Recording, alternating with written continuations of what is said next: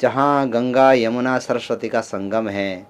गंगा यमुना यानी कर्म का स्वरूप है, गंगा यानी भक्ति का स्वरूप है, और ये सरस्वती जो है वो ज्ञान का स्वरूप है। तो ये जो ज्ञान भक्ति और कर्म का ये द्रव्य है, द्रव्य की शुद्धि होती है।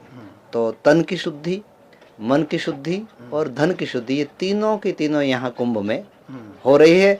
और हर समाज के लोग जो भी वहाँ के धर्म गुरु हैं वे आकर के यहाँ पर लगाए हुए हैं और अच्छी तरह से अपने तन मन धन से हर व्यक्ति की प्राणी मात्र की सेवा। नमस्कार, जय हिंद, जय राजस्थान। विजय राजस्थान में आपका भाई नरपत सिंह डंडोरा आप देख रहे हो राजस्थान री आवाज। राजस्थान री आवाज जोधपुर, चलप्रोत, प्रयागराज महाकुंभ आई हूँ और महाकुंभ री आपने मैं सब तस्वीरें बता रही हूँ। अब मैं आपने गुरुमराज पूज्य संत डॉक्टर ध्यानाराम जी महाराज मुलाकात करवा रही हूँ और गुरुमराज महाकुंभ चल रही है 2025। केकर का महाकुंभ चल रही हो गुरुमराज? महाकुंभ बहुत अच्छा चल रहा है और आप खुद ही अपने आंखों से देख रहे हो कि कैसा चल रहा है। यह 12 वर्ष के बाद में एक नया परिवर्तन, हर जीव को परमात्मा से जोड़ने का एक साधन है महाकुंभ। महाकुंभ में आने से एक जीवन में चैतन्यता जीव के अंदर आती है, व्यक्ति के अंदर आती है। अनेक जगह से महात्मा लोग, अनेक परंपराओं के महात्मा लोग, यहाँ तक कि जो जैसे लोगों के मन में विदेशों के प्रति बहुत आकर्षण रहता है, वहाँ के विदेशी लोग यहाँ महामंडलेश्वर बन करके, यहाँ संत बन करके, यहाँ अपने संस्कृति में रच पच जाते हैं और यहाँ सनातन धर्म की सेवा कर रहे हैं। तो उन सब को देखने से लगता है कि ये जो हमारी धर्म और हमारा जो संस्कृति है ये एक महान संस्कृति है, इससे बहुत सारे लोगों को प्रेरणा मिलती है और ये धर्म नहीं, ये जीवन जीने का साक्षात साधन है कुंभ। कुंभ में हर जगह पर कथा, भंडारे और यज्ञ, ये 3 कार्य विशेष करके हर पांडाल में, हर क्षेत्र में चल रहा है। और ये उसके माध्यम से, यज्ञ के माध्यम से पर्यावरण की शुद्धि होती है और कथा के माध्यम से व्यक्ति का मन परिवर्तन होता है, मन शुद्धि होती है। बहुत सारी साधनाएं सत्संग के माध्यम से मिलती हैं। और दूसरा, आज हर व्यक्ति यहाँ पर आ रहा है तो अन्न के द्वारा हमारा धन पवित्र होता है। जो भी यहाँ अन्नदान करता है उस अन्नदान से जो भी हमारा द्रव्य है, द्रव्य की शुद्धि होती है। तो तन की शुद्धि, मन की शुद्धि और धन की शुद्धि, ये तीनों की तीनों यहाँ कुंभ में हो रही है। और हर समाज के लोग जो भी वहाँ के धर्म गुरु हैं वे आकर के यहाँ पर लगाए हुए हैं और अच्छी तरह से अपने तन मन धन से हर व्यक्ति की प्राणी मात्र की सेवा कर रहे हैं। और भी गुरुमराज कई बहुत सारा राजस्थान और भी लोग आ रहा है, जकाट भक्त पहुँच रहा है, विनोन आपका ही मैसेज देनी चाहो। देखो भैया, ये साधना है, साधना स्थल है।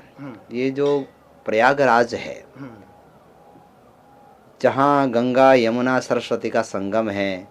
गंगा यमुना यानी कर्म का स्वरूप है, गंगा यानी भक्ति का स्वरूप है, और ये सरस्वती जो है वो ज्ञान का स्वरूप है। तो ये जो ज्ञान भक्ति और कर्म का यह संगम है। हर व्यक्ति के जीवन में तीनों की आवश्यकता रहती है, ज्ञान, भक्ति और कर्म। ब्रह्म के साथ संबंध हुए बिना ये तीनों की प्राप्ति नहीं होती है। और ब्रह्म के साथ संबंध कराने वाले ये जो हमारे गुरु लोग हैं, संत महात्मा हैं, यही ब्रह्म के साथ जीवात्मा का, गुरु ही ब्रह्म के साथ जीवात्मा का संबंध कराते हैं। तो इसलिए ये यहाँ पर जो संगम है, इसमें अगर इसमें आना है और वास्तविक अपने मन के मैल को धोना है, मन को हल्का करना है, मन को पवित्र करना है, अंतःकरण को शुद्धि करनी है, तो हमें हमारे मन में पहले से एक अलग भाव, श्रद्धा लेकर के आना पड़ेगा।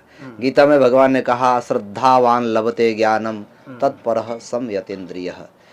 श्रद्धा वाला व्यक्ति ही ज्ञान को प्राप्त कर सकता है, वही भक्ति को प्राप्त कर सकता है।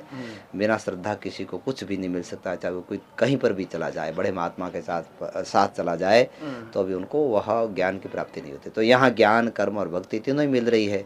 तो इसलिए यहाँ आए तो हमें साधना की दृष्टि से आना है। पहले मन बना लेंगे कि जो जैसी व्यवस्थाएं, जिस शिविर में जैसी व्यवस्थाएं की, उस व्यवस्था के अनुकूल हमें रहना है। हम पहले से अपने मन में बना लेंगे, अरे मुझे अच्छी व्यवस्था मिले, वो ये मिले, तो फिर मन में यहाँ वो व्यवस्था नहीं मिली तो दुखी हो जाएंगे। तो पहले ही मन को ठान लिया कि नहीं, अपने तो जैसे जहाँ अगर बस थोड़ा रहने का स्थान मिल जाए और बाकी जैसे सामान्य लोग करते हैं क्रियाएं वैसे हम करेंगे, ऐसा मन बना कर लेते हैं, तो फिर यहाँ आने से कुंभ का वास्तविक आनंद उनको मिलेगा। इसलिए जो कोई भी, अभी मुख्य स्नान तो अपने ये अमावस्या का 29 तारीख का है, पौनी अमावस्या का स्नान।